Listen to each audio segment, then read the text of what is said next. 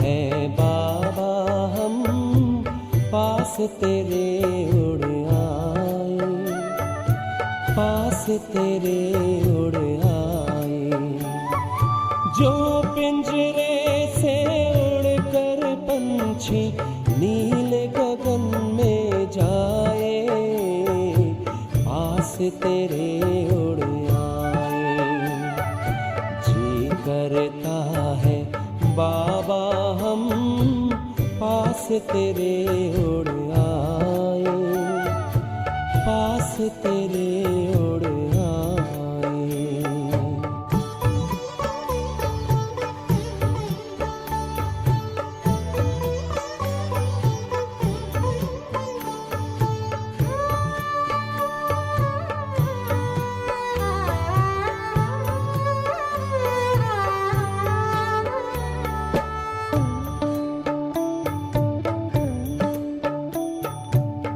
कोई शय ना भाती है अब याद घर की आती है, करे इशारा किरण तुम्हारी जैसे हमें बुलाती है।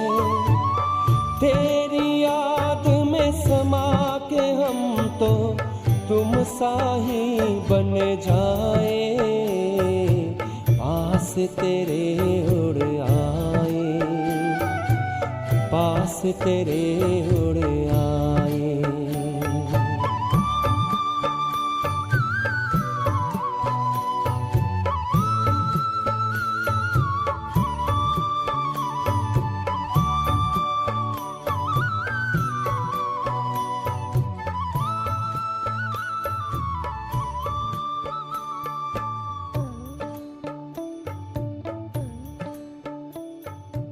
बस कुछ पल की बात है, फिर घर चलना साथ है, हाथ में हाथ तुम्हारे बाबा, प्यार की बरसात है। ओम शांति। आज 9 अक्टूबर 2020। बाबा कहते, मीठे बच्चे सवेरे सवेरे उठ बाबा से मीठी मीठी बातें करो। विचार सागर मंथन करने के लिए सवेरे का टाइम बहुत अच्छा है। प्रश्न है, भक्त भी भगवान को सर्वशक्तिमान कहते हैं और तुम बच्चे भी, लेकिन दोनों में अंतर क्या है? उत्तर है, वह कहते भगवान तो जो चाहे वह कर सकता है, सब कुछ उसके हाथ में है। लेकिन तुम जानते हो बाबा ने कहा है, मैं भी ड्रामा के बंधन में बंधा हुआ हूँ। ड्रामा सर्वशक्तिवान है। बाप को सर्वशक्तिवान इसलिए कहा जाता क्योंकि उनके पास सर्व को सद्गति देने की शक्ति है, इसलिए बाबा को सर्वशक्तिवान कहते। ऐसा राज्य स्थापन करता जिसे कभी कोई छीन नहीं सकता। आधा कल्प ऐसा राज्य बाबा स्थापन कर देते जो कोई छीन नहीं सकता। ओम शांति किसने कहा? ये ओम शांति किसने कहा? बाबा ने। ओम शांति ये किसने कहा? फिर दोबारा ये दादा ने। अब तुम बच्चों ने ये पहचाना कि ऊंचते ऊंच की महिमा तो बहुत भारी है। कहते हैं सर्वशक्तिवान, तो क्या नहीं कर सकते? अब ये भक्ति मार्ग वाले तो सर्वशक्तिवान का अर्थ बहुत भारी निकालते होंगे। बाबा कहते ड्रामा अनुसार सब कुछ होता है, मैं कुछ भी करता नहीं हूँ। मैं भी ड्रामा के बंधन में बंधा हुआ हूँ। सिर्फ तुम बच्चे बाप को याद करने से सर्वशक्तिवान बन जाते हो। पवित्र बनने से तमो प्रधान से सतो प्रधान बन जाते।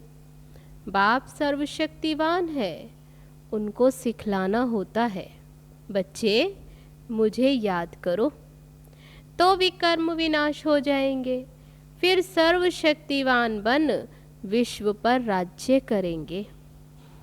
शक्ति नहीं होगी तो राज्य कैसे करेंगे? शक्ति मिलती है योग से, इसलिए भारत का प्राचीन योग बहुत गाया जाता है। तुम बच्चे नंबरवार याद कर और खुशी में आते हो। तुम जानते हो हम आत्माएं बाप को याद करने से विश्व पर राज्य प्राप्त कर सकते हैं। कोई की ताकत नहीं जो छीन सके। हम आत्माएं अभी बाबा की याद से ऐसा राज्य प्राप्त करते तो बाबा कहते जो कोई फिर छीन नहीं सकता। ऊंचते ऊंच बाप की महिमा सब करते हैं, परंतु समझते कुछ भी नहीं।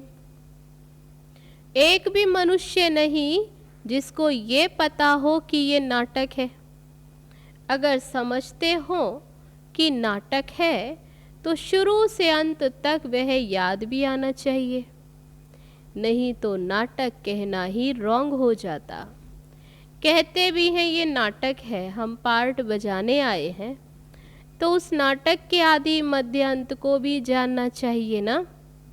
ये भी कहते हैं हम ऊपर से आते हैं, तब तो वृद्धि होती रहती है। सतयुग में तो थोड़े होते थे मनुष्य, इतनी सब आत्माएं कहाँ से आई? ये कोई समझते नहीं कि ये अनादि अविनाशी बना बनाया ड्रामा है, जो आदि से अंत तक रिपीट होता रहता है। तुम बाइस्कोप शुरू से अंत तक देखो और फिर दोबारा रिपीट करके देखेंगे तो चक्र हूबहू रिपीट होगा। कोई परिवर्तन होगा? तो बाबा कहते नहीं, जरा भी फर्क नहीं होगा। बाबा मीठे मीठे बच्चों को कैसे बैठ समझाते हैं। कितना मीठा बाप है, कितना प्यार से समझाते। आप कहते बाबा आप कितने मीठे हो। बाबा बस अभी तो हम चलते हैं अपने सुख धाम में। अभी ये मालूम पड़ा है कि आत्मा पावन बन जाएगी तो दूध भी वहाँ पावन मिलेगा। श्रेष्ठाचारी माताएं बहुत मीठी होती हैं, समय पर बच्चे को आपे ही दूध पिलाती हैं। बच्चे को रोने की दरकार नहीं होती है, ऐसे नहीं बच्चा रोएगा तब माँ दूध देगी। बाबा कहते माताएं श्रेष्ठाचारी होंगी, वे स्वतः दूध देंगी बच्चे को समय पर।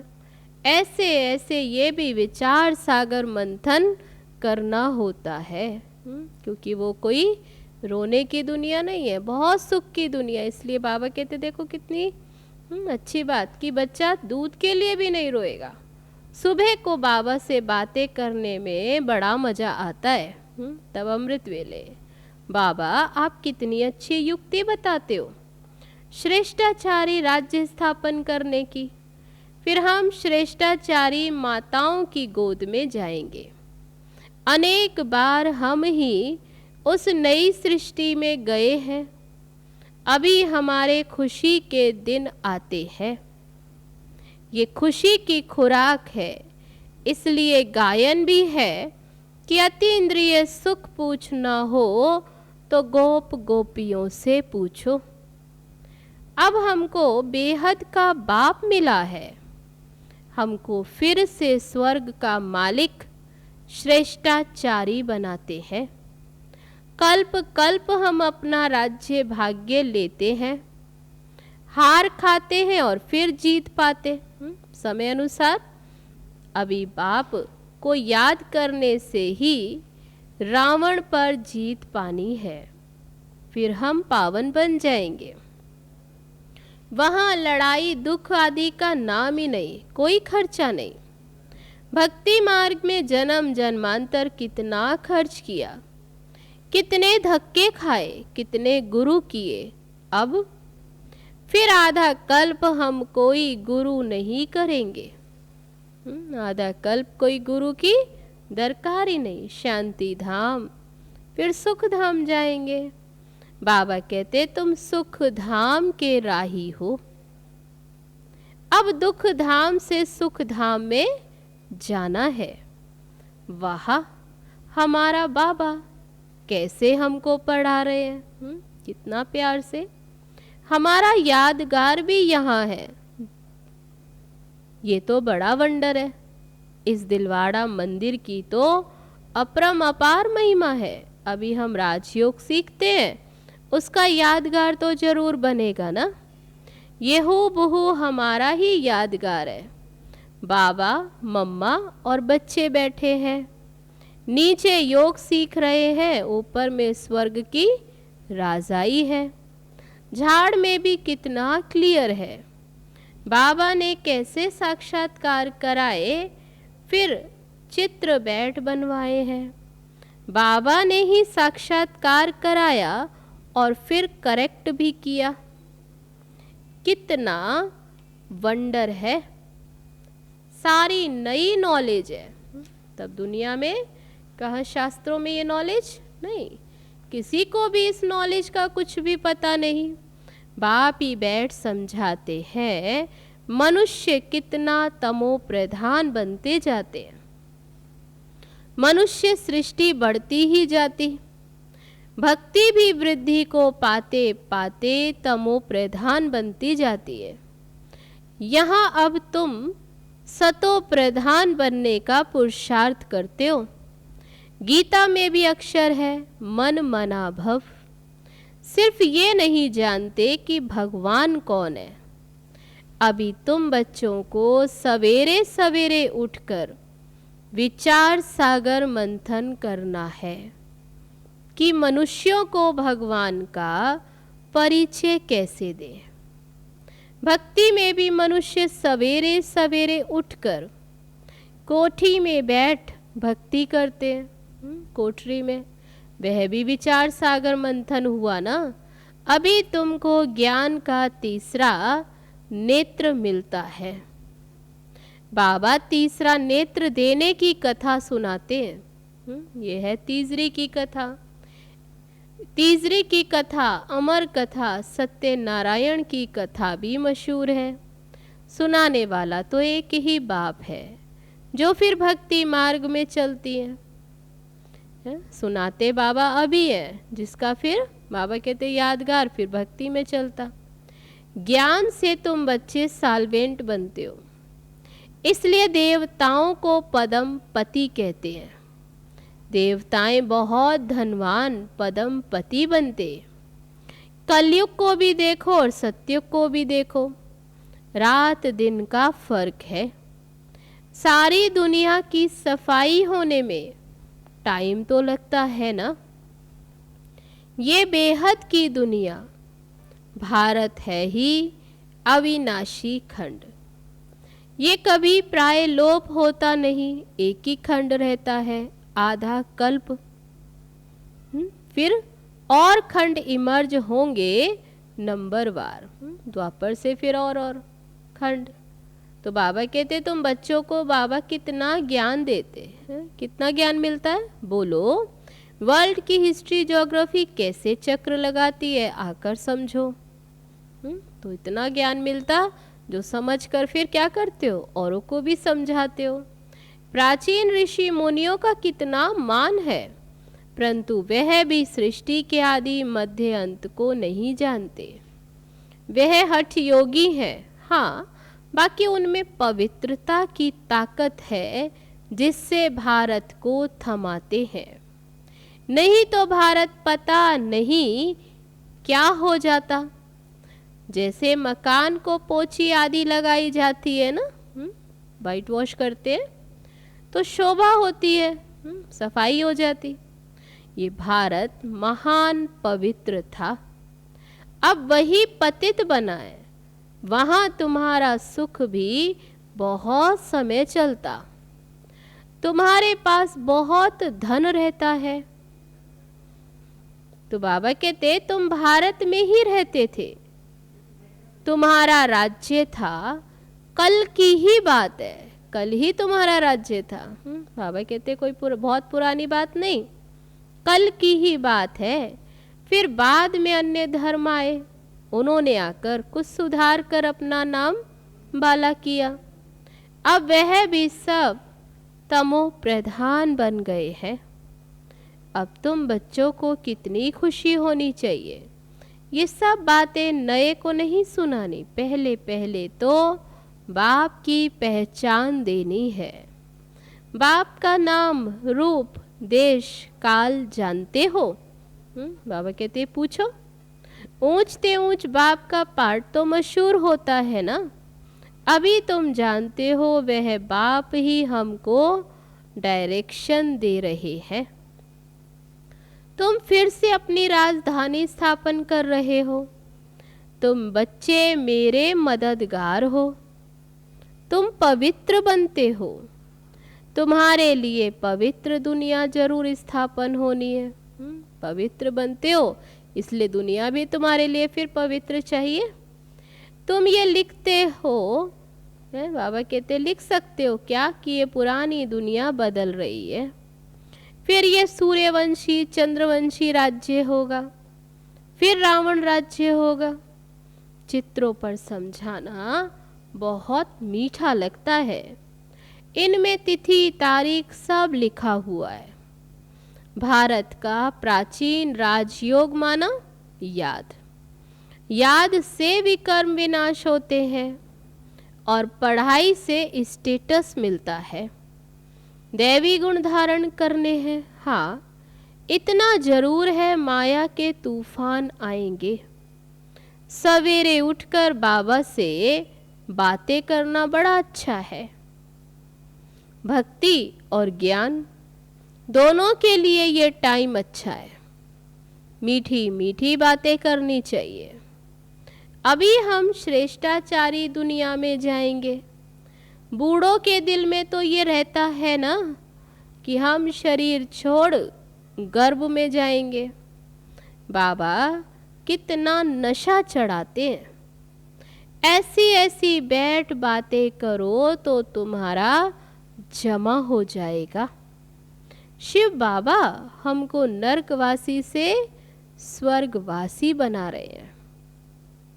पहले पहले हम आते हैं, सारा ऑलराउंडर पार्ट हमने बजाया। ऐसे ऐसे बाबा कहते अपने से बातें करते रहो। अब बाबा कहते इस छी छी चोले को छोड़ दो। देह सहित सारी पुरानी दुनिया को भूल जाओ। ये है बेहद का सन्यास। वहां भी तुम बूढ़े होंगे तो साक्षात्कार होगा। सतयुग में साक्षात्कार होगा कि हम बच्चा बनते हैं तो खुशी होती है। बचपन तो सबसे अच्छा है। ऐसे ऐसे सवेरे सवेरे बैठ विचार सागर मंथन करना है। पॉइंट्स निकलेंगी तो तुमको खुशी होगी। खुशी में घंटा 1.5 घंटा बीत जाता। जितनी प्रैक्टिस होती जाएगी उतनी खुशी बढ़ती जाएगी। बहुत मज़ा आएगा। और फिर घूमते फिरते याद करना है। फुर्सत बहुत है। हाँ, विघ्न पड़ेंगे। बाबा कहते विघ्न तो पड़ेंगे, इसमें कोई शक नहीं। धंधे में मनुष्यों को नींद नहीं आती। सुस्त लोग नींद करते हैं। तुम जान सकते, बाबा कहते जो सुस्त होते उन्हें नींद आती है। जितना जो हो सके शिव बाबा को ही याद करते रहो। तुमको बुद्धि में ये रहता है शिव बाबा के लिए हम भोजन बनाते, ये भी युक्ति है। कुछ भी कार्य करते बाबा की याद हो तो बाबा कहते भोजन बनाते समझो हम शिव बाबा के लिए बनाते हैं। शिव बाबा के लिए हम ये करते हैं। भोजन भी शुद्धि से बनाना, ऐसी चीज ना हो जिससे खिटपिट हो जाए। बाबा खुद भी याद करते हैं। तब किसके लिए? ये ब्रह्मा बाबा। बाबा कहते देखो ये भी याद करते हैं। अच्छा, मीठे मीठे सिक्की लदे बच्चों प्रति माता पिता बाप दादा का याद प्यार और गुड मॉर्निंग। रूहानी बाप की रूहानी बच्चों को नमस्ते। हम रूहानी बच्चों की रूहानी बाप दादा को नमस्ते नमस्ते। ओम शांति। अब है धारणा के लिए मुख्य सार। सवेरे सवेरे उठकर बाबा से मीठी मीठी बातें करनी है। रोज खुशी की खुराक खाते हुए अति इंद्रिय सुख का अनुभव करना है। दूसरी पॉइंट, सतयुगी राजधानी स्थापन करने में बाप का पूरा मददगार बनने के लिए पावन बनना है। याद से विकर्म विनाश करने हैं। भोजन भी शुद्धि से बनाना है। अब है आज का वरदान। स्व स्थिति द्वारा परिस्थितियों पर विजय प्राप्त करने वाले संगम युगी विजयी रतन भव। परिस्थितियों पर विजय प्राप्त करने का साधन है स्व स्थिति। ये देह भी पर है, स्व नहीं। स्व स्थिति व स्वधर्म सदा सुख का अनुभव कराता है और प्रकृति धर्म अर्थात पर धर्म या देह की स्मृति किसी न किसी प्रकार के दुख का अनुभव कराती है। तो जो सदा स्व स्थिति में रहता है वह सदा सुख का अनुभव करता है। उसके पास दुख की लहर आ नहीं सकती। वह संगम युगी विजयी रतन बन जाते हैं। अब है आज का स्लोगन। परिवर्तन शक्ति द्वारा व्यर्थ संकल्पों के बहाव का फोर्स समाप्त करो। परिवर्तन शक्ति द्वारा व्यर्थ संकल्पों के बहाव का फोर्स समाप्त करो। अच्छा, अब है मातेश्वरी जी के अनमोल महावाक्य। इस अविनाशी ईश्वरीय ज्ञान प्राप्त करने के लिए कोई भी भाषा सीखनी नहीं पड़ती। अपना जो ईश्वरीय ज्ञान है वो बड़ा ही सहज और मीठा है। इससे जन्म जन्मांतर के लिए कमाई जमा होती है।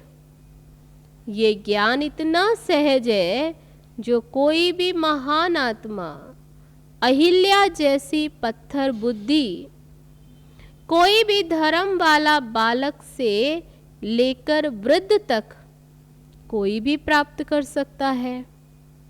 देखो, इतना सहज होते भी दुनिया वाले इस ज्ञान को बहुत भारी समझते हैं। ये ज्ञान बहुत भारी है। कोई समझते हैं जब हम बहुत वेद शास्त्र उपनिषद पढ़कर बड़े बड़े विद्वान बने, उसके लिए फिर भाषा सीखनी पड़े, बहुत हठ योग करे तभी प्राप्ति हो सकेगी। लेकिन ये तो हम अपने अनुभव से जान चुके हैं कि ये ज्ञान तो बड़ा ही सहज है और सरल है, क्योंकि स्वयं हमें परमात्मा पढ़ा रहे हैं। इसमें ना कोई हठ क्रिया है, न जप तप, न शास्त्रवादी पंडित बनना, न कोई इसके लिए संस्कृत भाषा सीखने की जरूरत है। ये तो नेचुरल आत्मा को अपने परमपिता परमात्मा के साथ योग लगाना है। भले कोई इस ज्ञान को ना भी धारण कर सके तो भी सिर्फ योग से भी बहुत फायदा होगा। इससे एक तो पवित्र बनते हैं और दूसरा फिर कर्म बंधन भस्मीभूत होते हैं और कर्मातीत बनते हैं। इतनी ताकत है इस सर्वशक्तिवान परमात्मा की याद में। भल वो अपने साकार ब्रह्मा तन द्वारा हमें योग सिखला रहे हैं, परंतु याद फिर भी डायरेक्ट उस ज्योति स्वरूप शिव परमात्मा को करना है। उस याद से ही कर्म बंधन की मैल उतरेगी। अच्छा, ओम शांति। तो ये थे आज बाबा के महावाक्य, और फिर मम्मा की भी अनमोल महावाक्य सुने। तो अभी बाप दादा के महावाक्यों के बाद चलो अभी चलते हैं बाबा की याद में। ओम शांति।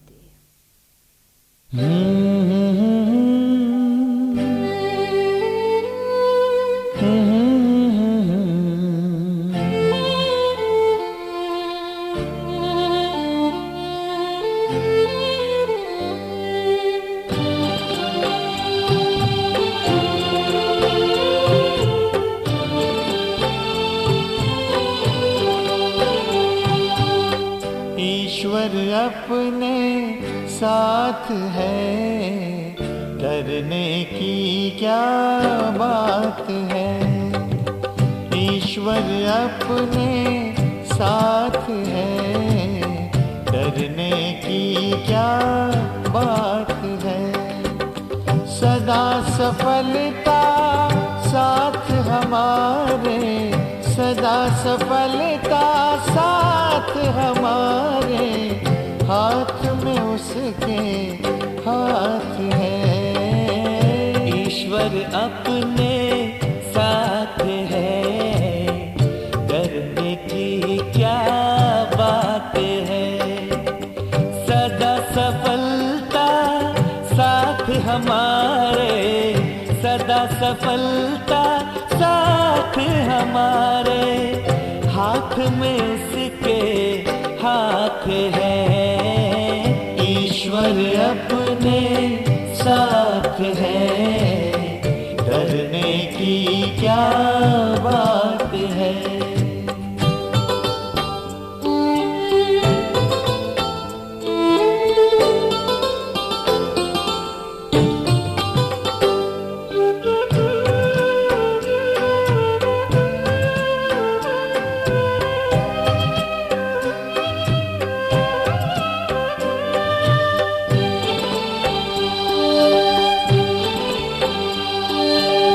समय से पहले भाग्य से ज्यादा बोलो किसने पाया है।